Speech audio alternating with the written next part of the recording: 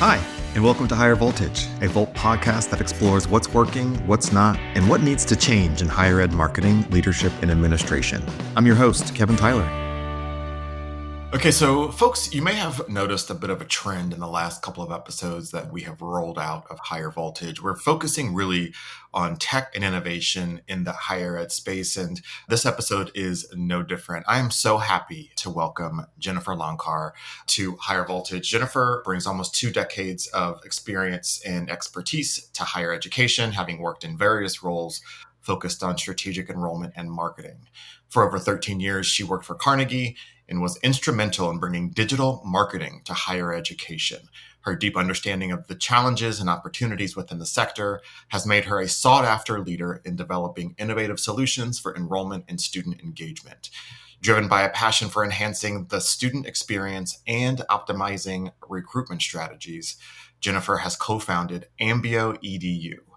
This venture reflects her commitment to transforming higher education marketing through advanced technologies, including performance TV and integrated digital solutions. AmbioEDU, under her leadership, harnesses cutting-edge tools to help universities connect with prospective students more effectively and efficiently, setting new standards in the field. Jen, welcome to Higher Voltage. I'm so excited to chat with you today. Oh my gosh, that is a mouthful, isn't it? Well, it was. It was a lot, but it was all important. We had to cover it all. I was like, man, does it ever stop? I should just change it to Jen knows her shit. That's it. Right. Jen knows. And here's chapter 2. Chapter 2, when she was 8 years old. I'm just kidding. That's right. That's right. We are entering the new chapter. This is going to be great because I think our focus on technology and innovation, the timeliness of it right now couldn't be more relevant. I think that of all the shifting kind of landscapes in social media and how TV is being used and media is being consumed, and the necessity of evolution and innovation in higher ed right now, it's required. We are looking into a future that will not accommodate the ways in which we attracted and engaged audiences as we did in the past. And what you are doing and offering, I feel like is a really important step forward for higher education. So I'm really glad to have this conversation with you. Thank you. I'm super excited to be here. You know, you'll find as you talk to me about this that I can talk about it all day long. I think I've always kind of been like that with higher ed anyway. And when I'm super passionate about something, I was always like that with digital. I still am like that with digital, where we can talk strategy all day about what do you need to do, what's going wrong, what are we doing as an industry, blah, all the things. Right. There's so many opportunities to talk about all at once. For folks who might not be familiar with AmbioEDU, I'm wondering if you could just explain what it is, how it works, and how it's different from traditional television advertising. Yeah. So for anyone that's not familiar with Ambio, what we do is what's called performance TV. And performance TV is really if you think about streaming, so wherever you're streaming, think about streaming on Hulu or Paramount or Peacock or Amazon Freevee, any of those, wherever you're watching your shows and you're streaming.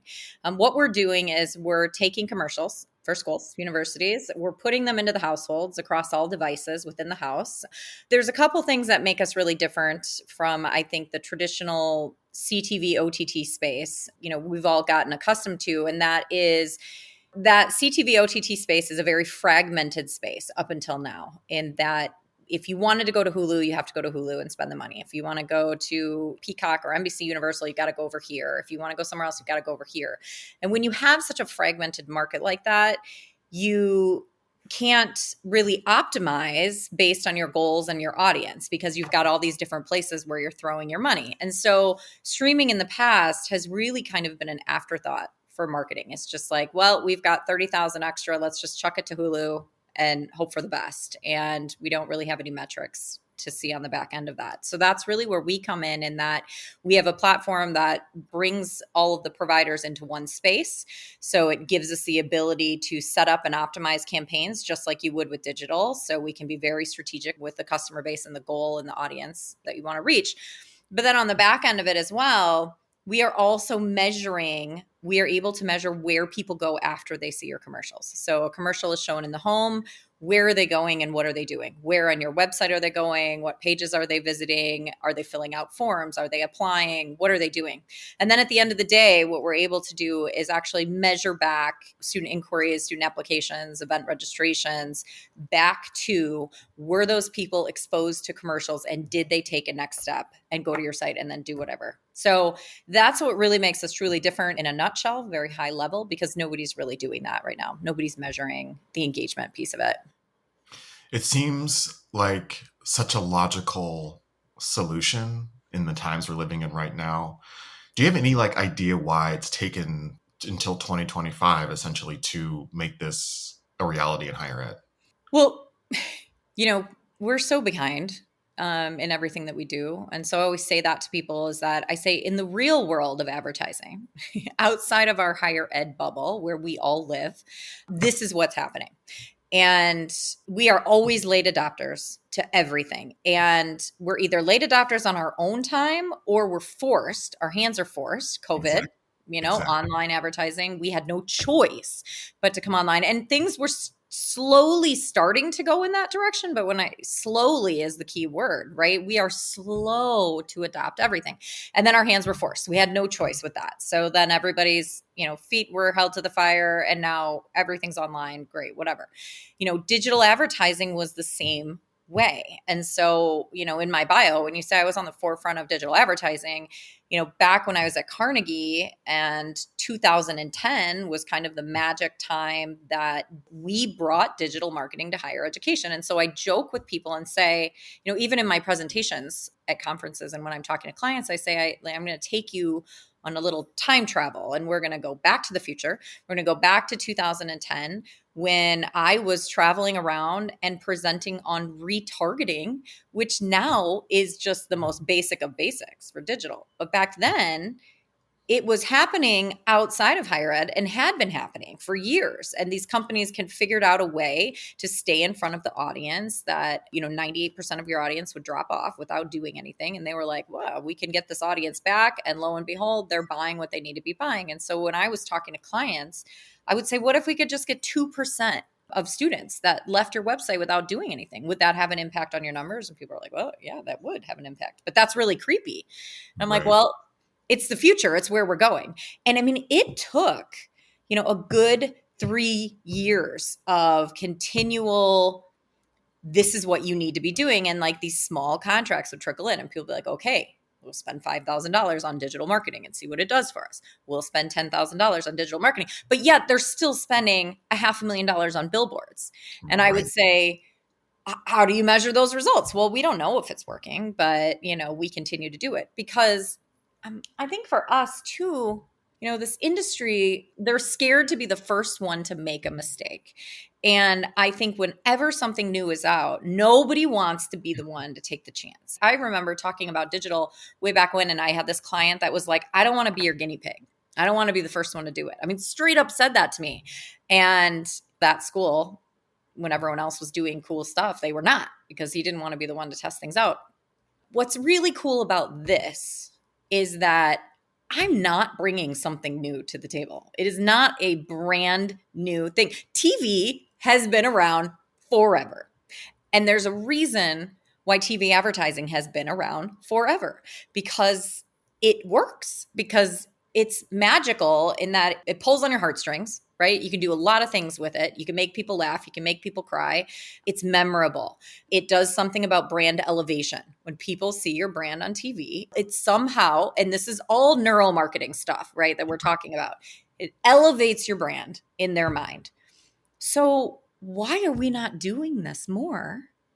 If you have a 30-second, this is my little elevator pitch, right? This is my 1-2 sentence elevator pitch.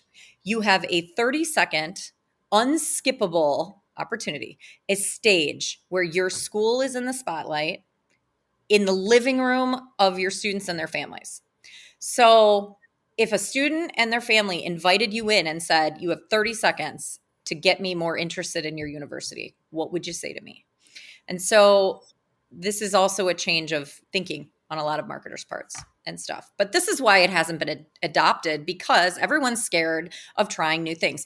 The other thing I will say is that we have a patent on our platform. that has been built out for not only connection to publishers, but the measurement piece of it. We have a patent on that. So it took years and years and years to build out this platform. So it's not something easily that somebody else could do too. So I think that having that ability to be able to measure isn't something that other agencies are just jumping on board like, yeah, we can do that too. Yeah. Yeah. I appreciate that background. I think that, well, first of all, before we get into some of the other questions that I've prepared for our conversation, in preparing for this and in conversations that you and I have, the phrase term performance television has been kind of proposed, right? I'm curious if you can just like define that real quick and what makes it different than traditional streaming, if you have not already covered that in your previous answer. The idea of performance television feels like a new phrase, and want to make sure that people are understanding it as we have this conversation. Yeah, I think the hot thing that you've probably heard in conversations you've had with people is the term performance marketing. That's really Yep, started totally. right going around, is that, the idea behind that performance marketing is that you need to be able to measure all aspects of it. And ROI is on the table in every conversation. And it can't just be, I literally just got off a call where we were saying, like, back in the day, you used to anecdotally be able to say, yeah, you can do this. Yeah, it works, whatever. But now you have to have metrics, and you have to have black and white metrics to go in and go to your VP, go to the president, whatever it is, and say, I want to spend money on this, and this is why. And these are the Right. metrics, right? You have to prove every cent now. So performance TV is proving those metrics. So not only seeing, yeah, your ad has been served up, these are the number of impressions, and this is the completion rate, which is pretty much the metrics that everybody's had on CTV and OTT in the past. But this is now saying, performance-wise, I'm showing you black and white. Not only do you get those metrics, right? You're getting the transparency of the channels that your ad has been shown on. You're getting the impressions, how many times. You're getting the completion rate on all of that. But you're also getting performance metrics in that, how long is it actually taking people from the time they see your ad to the time that they go to your site? Is it within an hour? Is it within a day? Is it within 2 days? So that's a performance metric, right? You're also seeing secondary action breakdown. What are the pages that they're going to on your site? What's resonating with them, and where are they going? And that's different for every school. So I had a call yesterday with the school, and I said, what's been really interesting breaking down this data for you and watching where people are going after their senior ad is that we see a lot of people going to that tuition and financial aid page. It seems to be a big interest of your audience. Is this something that correlates with the data that you have on the back end? And they're like, yep, absolutely, 100%. That's the first concern of our students is cost. And it's not like that with every other school, right? So a lot of schools we see, it might be a research institution, and the biggest page that people are going to is the academics majors page. That's what people are interested in. You might have another school, they might be a big athletic school, and so they get a ton of traffic to that type of page and things like that. Or maybe, it's a yield campaign that you're doing, and so you want to see a bunch of engagement on the take the next step, deposit, right? So that's a performance metric, being able to see where people are going, what they're interested in. And then at the end of the day, the big metrics are, let's match back. Let's do a match back. So you send me any inquiries, applicants, deposits, event registrations that you got during the course of the campaign. Send that to me. And what I will do is take those home addresses, because that's the key measurement piece there, and I will be able to tell you with certainty which students were exposed to your commercials and then went and took an action and engaged with you and did something. That's the performance of performance TV, is all of those metrics combined.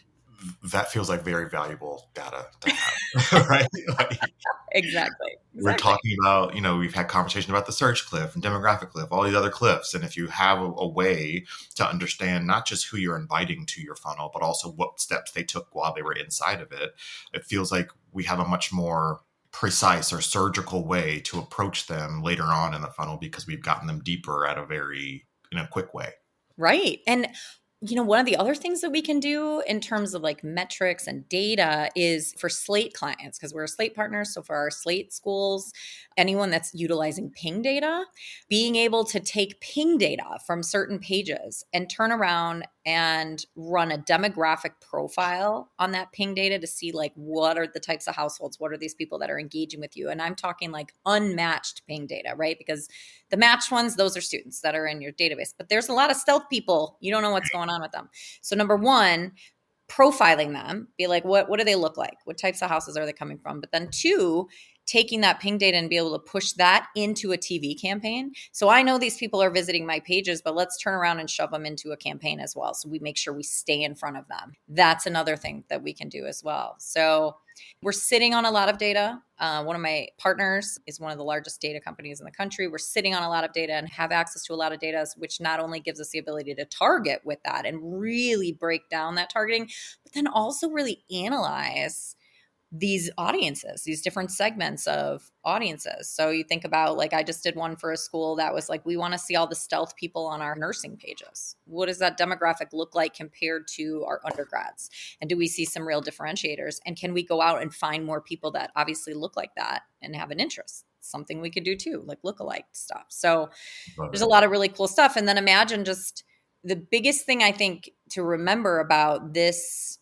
what we're doing at Ambio, is that in this day and age, your television in your living room is just another digital device. The first thing you do when you buy a TV and you plug it in, it asks you to connect to the network. And as soon as you do that, you are now connected to all of the devices within your house, which means if you search on something on your computer and your phone, I guarantee you it's impacting the commercials that you're seeing when you're streaming. And so why can't we capitalize on that in higher ed? Why are we not? And why can't we? Love it. Yeah. I love that. It makes all the sense in the world. And I love the way that you talk about it because it makes it not feel so scary. But I'm imagine that the people you encounter as maybe prospective clients, et cetera, have some significant hesitation. You mentioned one before, I don't want to be the first, or I don't want to be the guinea pig. But what are some of the myths that marketers have around CTV, other traditional television, streaming, whatever else? And how does AmbioEDU address those myths that they might hold? I don't get a lot of no's. I mean, I really don't. I know saying that is Well, like, aren't you lucky? Oh, I look know. at I know, because like what you just said, literally, like when I explain to you how it works and all of that, you're like, why would you not do this? Like, it makes perfect sense. So when I sit down, it's getting people to take a meeting, and we're already doing CTV, we're already doing OTT, yeah, blah, blah, blah, blah. Just listen to me give me 5 minutes. Give me 5 minutes. I probably could tell you more in 5 minutes to get you to the point of like, okay, maybe we're not doing this, right? So I don't have a lot of no's in that area once I sit down and explain to them what this is and how it's different. I think there's the myth, one of the biggest myths is that they can't afford it. They're like, we can't afford it, right? That's probably what you're doing sounds so cool that it's probably too expensive for me. That's bullshit. It's not. I work with schools of all different sizes. I work with schools with all different size budgets. And one of the things that irritates me about higher ed marketing and where we are now in this space, oh, let me tell you, lay it there's on a us. lot of Lay it things. on But us. let me tell you, one of the big things is that companies, and there's a reason for it. When you're running a business, there's a reason for things on the back end that things are done. But there's companies out there that only want to work with the big players and the schools that have a lot of money, right? And so those are the golden children. But there are a lot more schools out there that don't have that, right? That don't have $1 million budgets. That Speak some that don't have $500,000 marketing budgets. Now, you have some that have $30 million marketing budgets, and that's fine. That's great. But there's a place for small schools, and there have to be companies out there that are willing to cater to schools that have smaller budgets.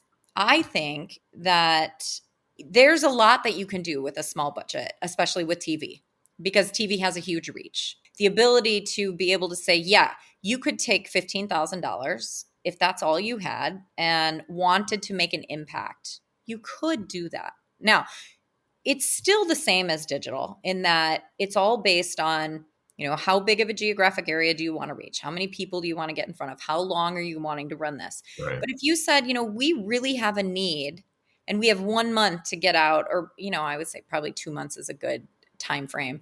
We have 2 months that we really need to communicate this message to a mass amount of people. You can do it and not have to break the bank. Right. One thing that is very apparent to me in diving into, because I'm really involved on the back end of this as well. So it's not just like I'm out here preaching this and I don't understand what's going on behind the scenes. Like I get it.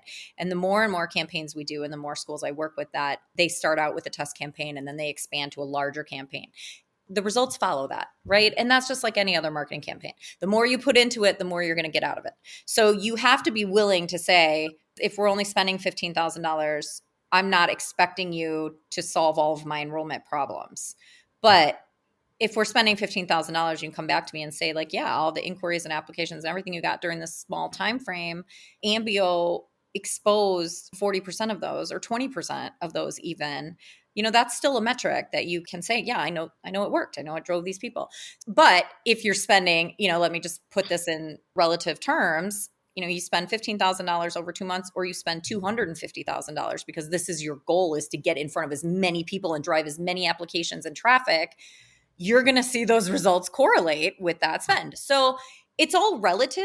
It's not out of the realm of possibility for everybody. There's Right. room to play for everyone in the sandbox. And we are willing to work with small budgets, right? I say to people all the time, they ask me, do you have a minimum? And I say, not necessarily. The minimum is going to be, is it going to be a viable campaign for you? And is Right. it going to get you some results?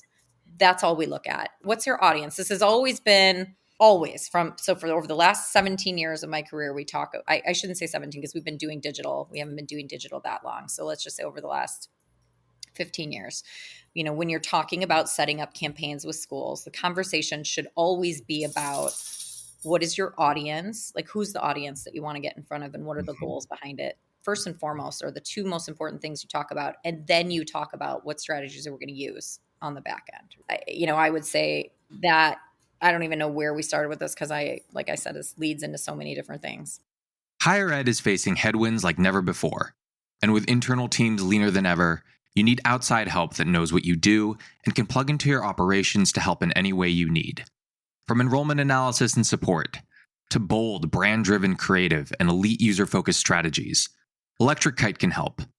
So yeah, it's getting windy out there. But that's okay, because kites rise against the wind. Visit electrickite.com to learn more. I would love, if you don't mind and are able to, for you to share like a case study. Like, what was the need, what was the solution, and what were the results for one of your clients that you've worked with? Oh my gosh. I actually have some brand new stuff that I can share with you. Brand new. This one is my favorite out of all of them. And I know they won't have a problem with me sharing this because we just talked about it and we're actually going to write up a case study. This data came to me this week. I ran into the VP of marketing at Northeastern Illinois University. I've known him for a while and have worked with him in different capacities at different companies. We had breakfast and, just like everyone else, he's frustrated with not making numbers, things, all of these things. And I said, you know what? This was in July. I said, let's just throw a Hail Mary. Let me try. Let me do something for you here at the end of the cycle, right? Like, we're end of the cycle in July. Now, their students tend to be late students. They have a high, it's historically minority serving institution, high Hispanic population. A lot of their students are on the non-traditional. Now they do get students that come out of high school too, but they do have a lot of students that are working a couple jobs to support their family and things like that. So let's just paint that picture. That institution over the years, has not met or exceeded goals in a very long time, 15 years in the case of this.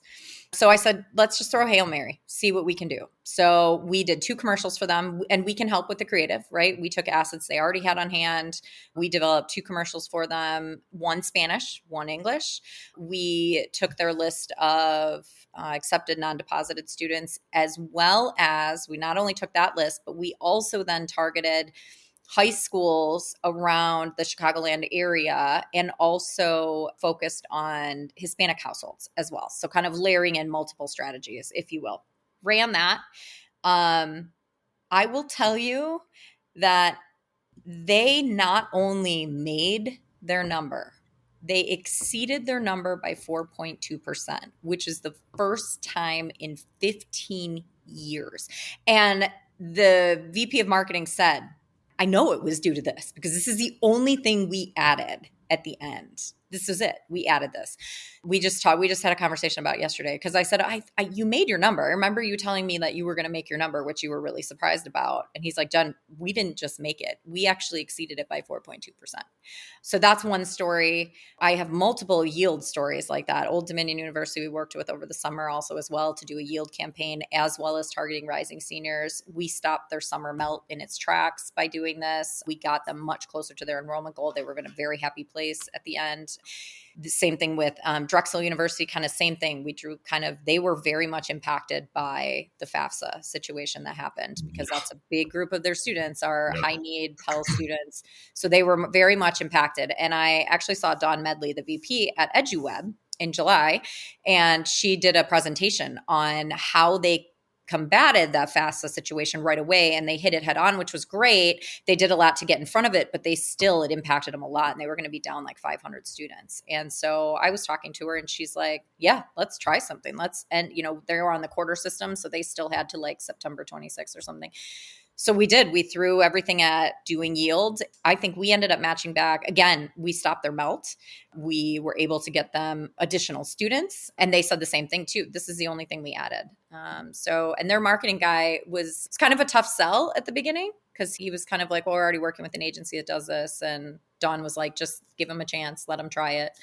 And I think he's definitely bought in now and really enjoys working with us and stuff. And he said the same thing. He's like, I mean, I know it worked because it's the only thing we added here at the end. So I think we matched back. I don't have the numbers in front of me, but when we did a match back for them, I think we matched back to, it was something like, I think it was 20% of their new applicants and enrolled students that came in during that time and stuff. But then what was really interesting is we matched the stealth ping data visitors to that point in time, and it was over 56%. We were driving this traffic to their site and stuff. So not only pulling in students that had not deposited yet, but new people, new eyes on it and stuff. So who knows how many of those could have been juniors or could have been sophomores or could have been freshmen or, all of that. So again, the magic of TV is that you're hitting the whole household. So you're also starting this branding process much earlier than you normally would.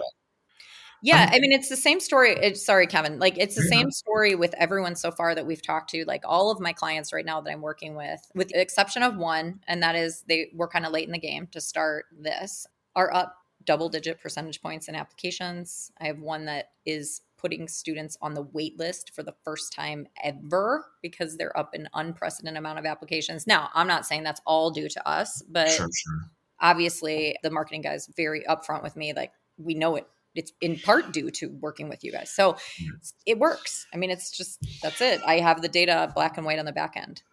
It's a fascinating solution. I'm curious if you have any perspective on what AmbioEDU, how that offer influences content and how compelling the content is. We're not using the usual brand video from an NCAA game and just like plugging it in this. I guess that could be a way to do it, but is that the right way to do it? So I'm curious what it means for when we're developing content for recruitment.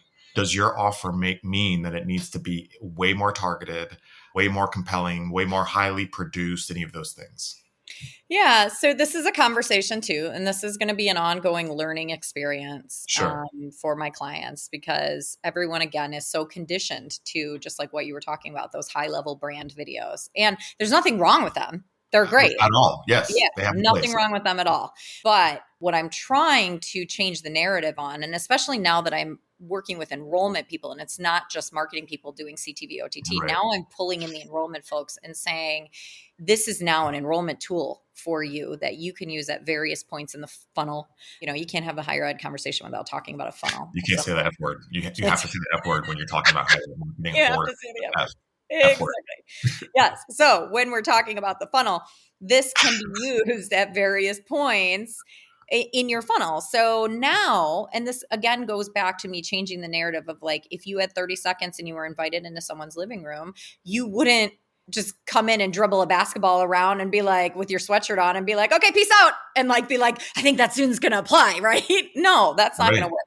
But if you say to that student in 30 seconds, when you come here, you're part of a family. And we treat our family like this, and we will hold your hand throughout the entire process if that's the type of school that you are. If your message needs to be about affordability, and that, like NEIU is a great example of that, in that most of their students graduate with no debt.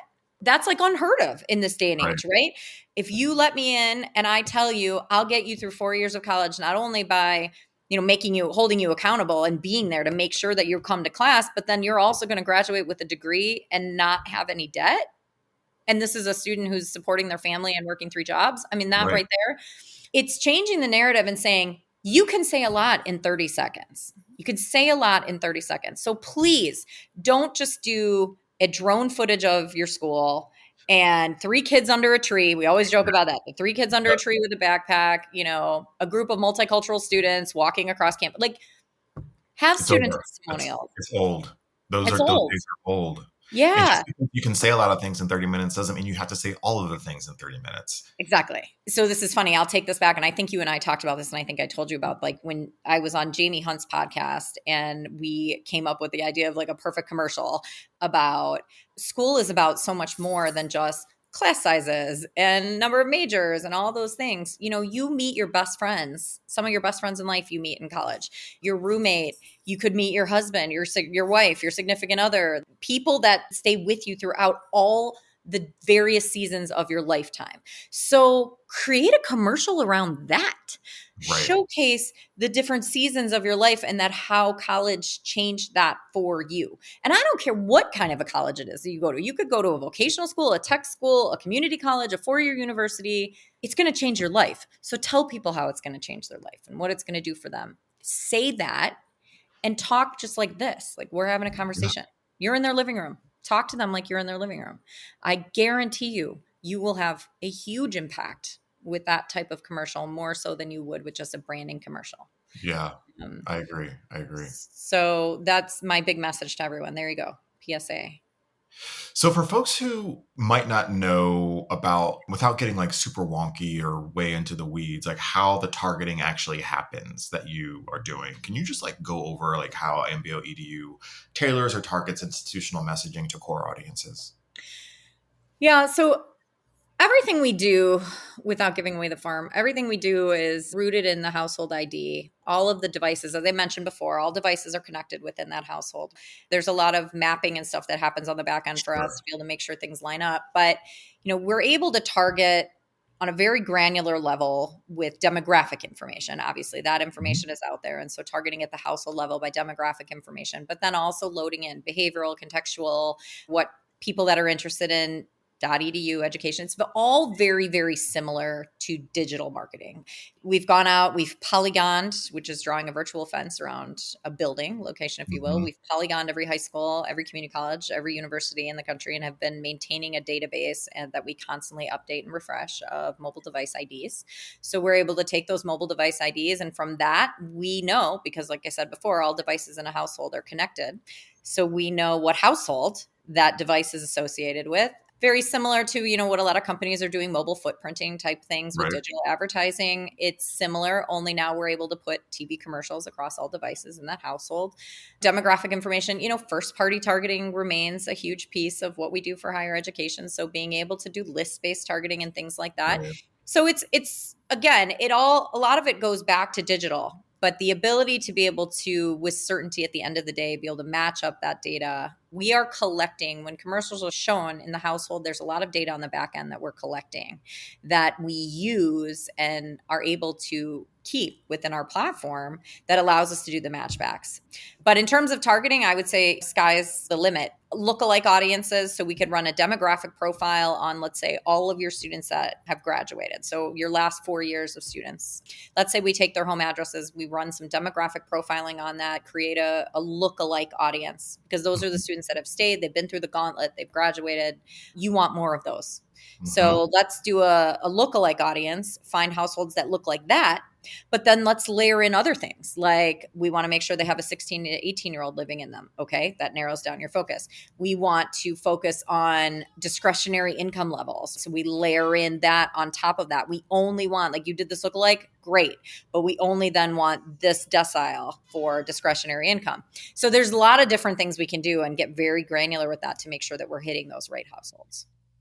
Jen, I would like to ask you, Is there a retention play here that institutions could use as, don't forget how good we are. We're glad that you're here, or whatever it is. I feel like there is a retention strategy that could be leveraged here because they're all on your campus at this point, and they might need kind of refresher content delivered to them in ways that feel new and compelling. Is that something you've done before, or is it worth discussing? Yes, it is. I think there's definitely a play for that. And we do have one school right now that he's doing it for a couple different reasons. He's doing it to help retention, because it always, again, there's that brand affinity thing so yes, you can target your own campus. You could layer in, you would be targeting the location of that campus, right? Anybody that's there. So, and one thing too, when data comes into play, I think the one thing people need to know about Ambio too, just really quick, and I will throw this in there, is that we're not collecting any data. We're not sharing any data. Everything that's done is already, like, you think about mobile device IDs, it's just a bunch of letters and numbers. There's literally nothing personal attached to that.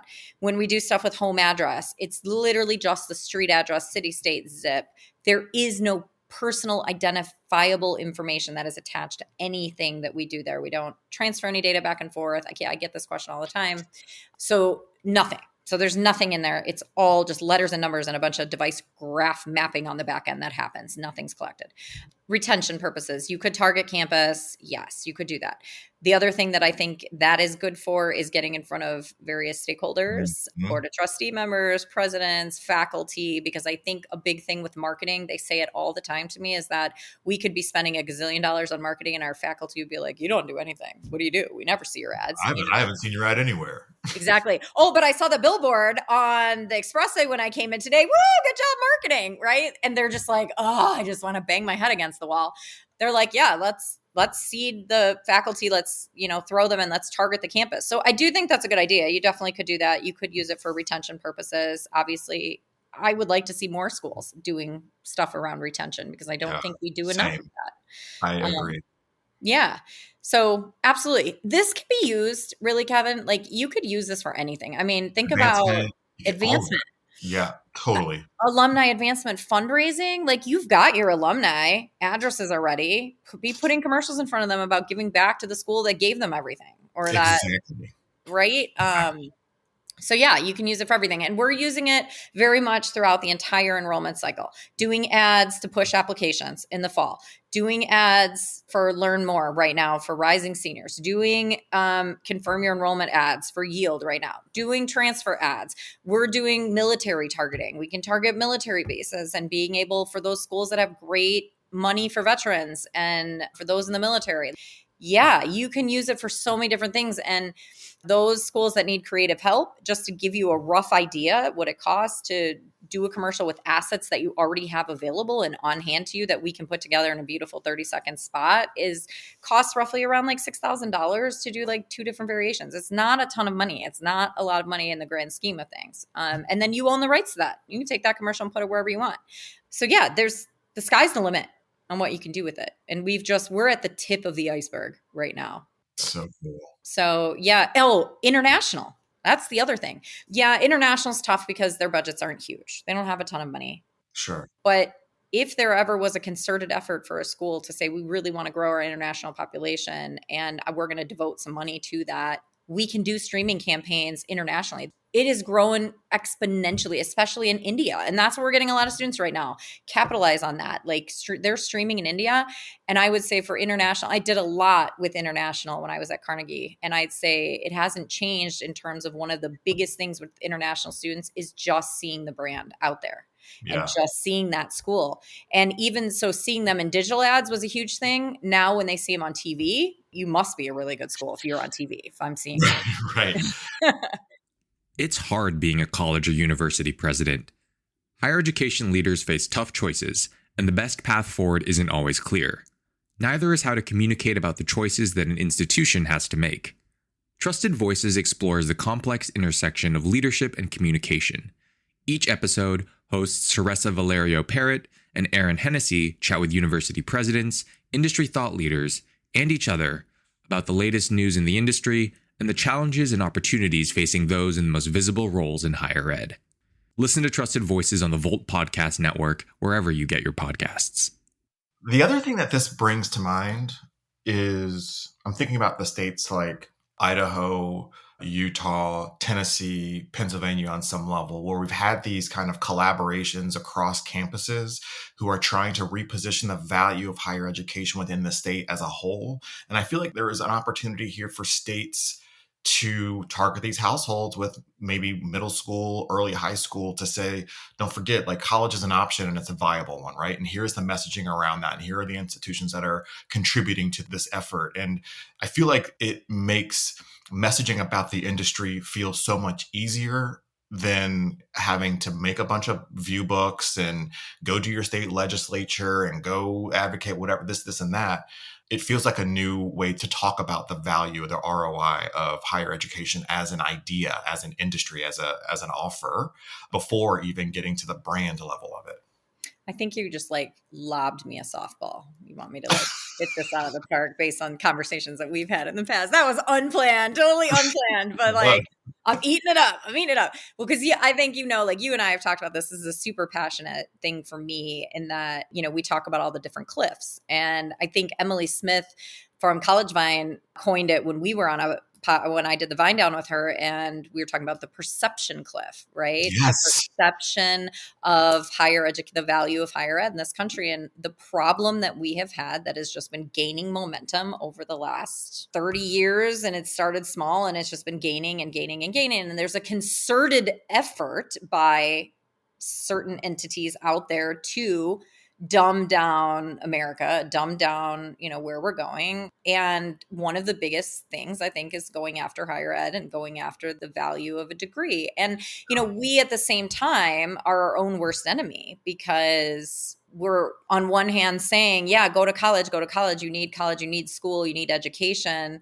But then we're also pricing ourselves out to the common person and making it like, where is it going to be? I have a friend who's got a daughter who's 5, and he said he's in higher ed, he's a VP, and he said, it scares the heck out of me to think when she's 18 what higher ed's going to look like in terms of the cost, down the road, and is the common person going to be able to afford a degree? So we're saying both things, which is hard, but I think collectively as an organization, as a higher education organization and network of people collectively, we need to be following suit of some of these states that are doing that and have gotten on together and pooled some of their money and said, we're not going to be so insular in our messaging. It's not about me. It's about us collectively, right? And if the idea of higher ed for us as a group goes away, then I'm absolutely going to be affected.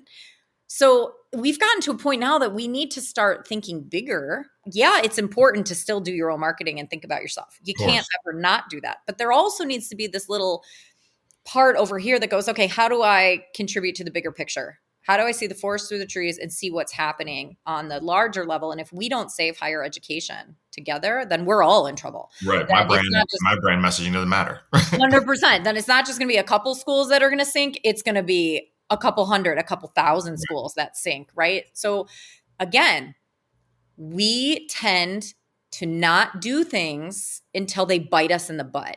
And you can quantify the enrollment cliff that's out there, because those numbers, they're numbers, just black and white. You can quantify that. So you know what to prepare for. On the back end, I need to bring in this many students, blah, blah, blah, blah.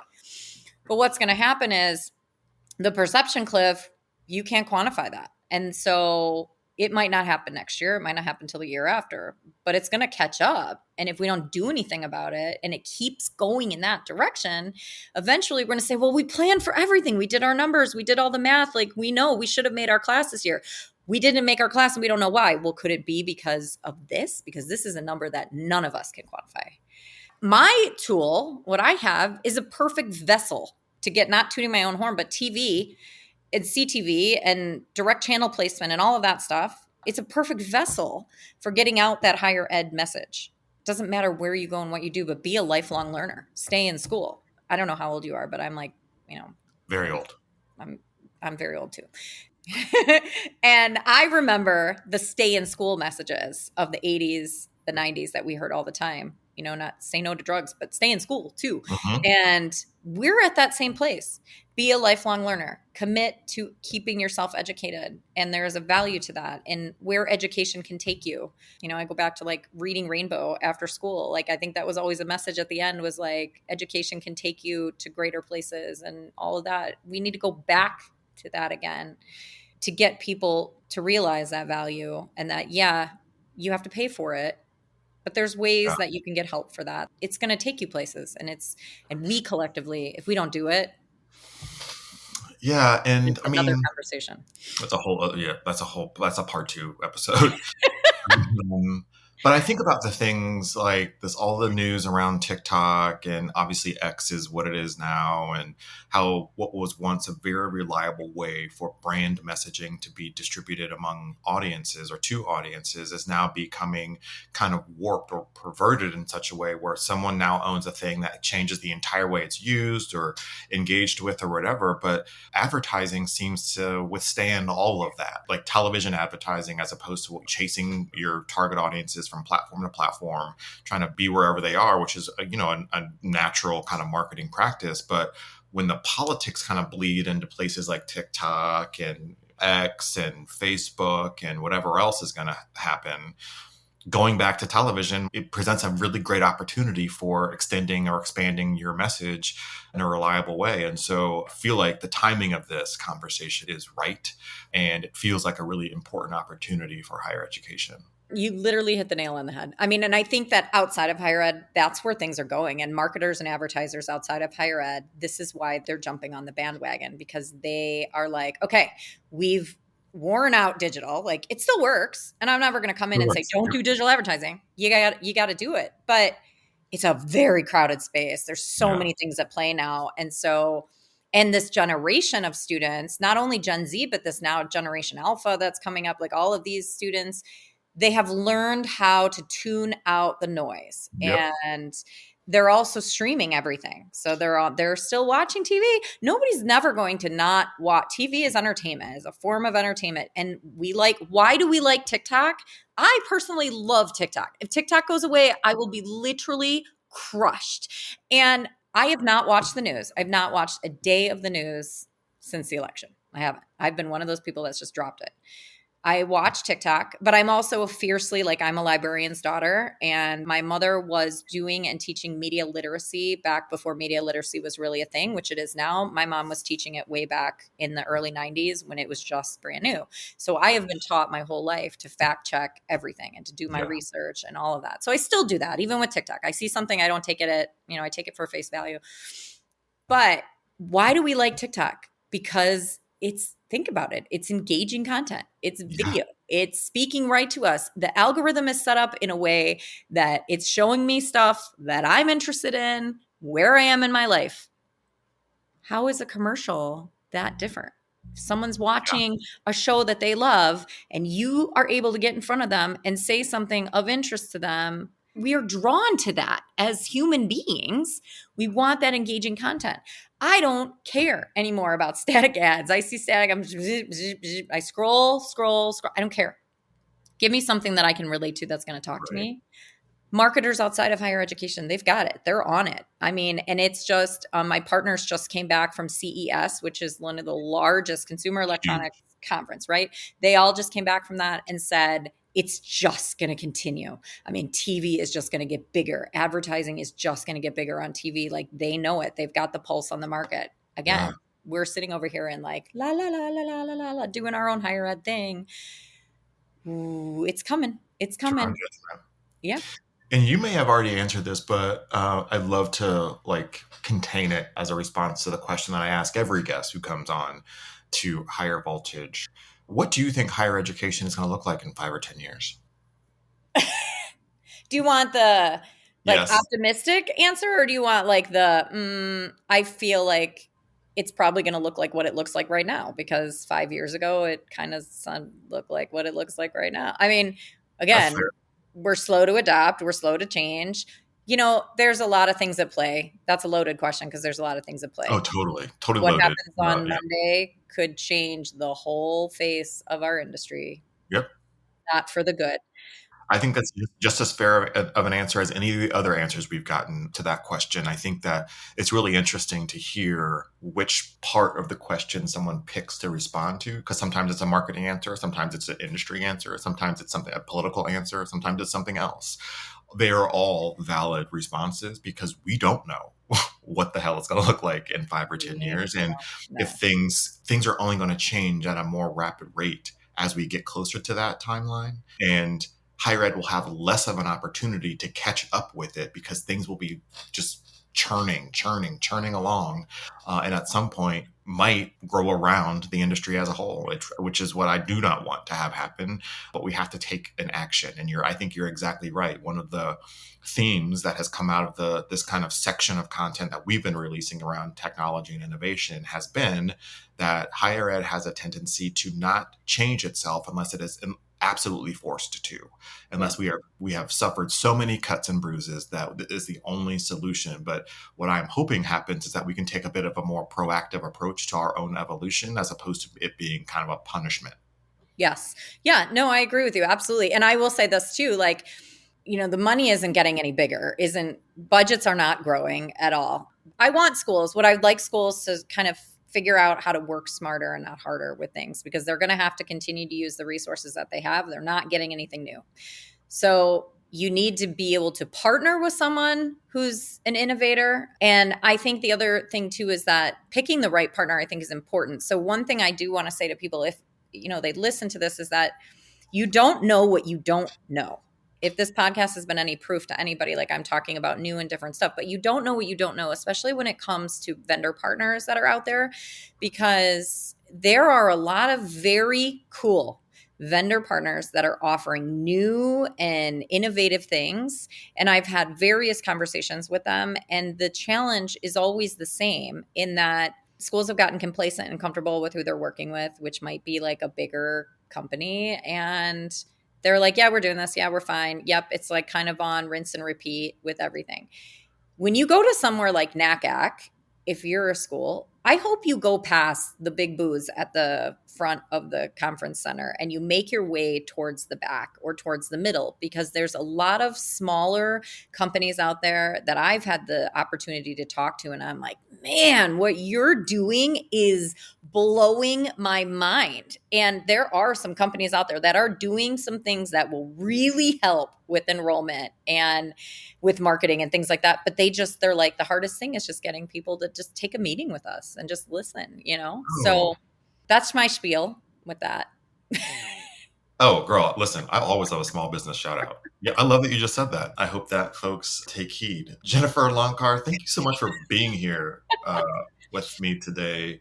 I think that these kinds of conversations, I'm excited about them because I know digital, but not at the level that you know digital. And I really enjoyed learning from folks who know as much as you do, especially for an industry that I care so much about, that feels like I have so many opportunities in this space to take advantage of. It's kind of an honor to me to be kind of a vehicle for some of these conversations or this knowledge, because I am learning and also hopefully building up the fluency and sophistication of an industry that is so important to me.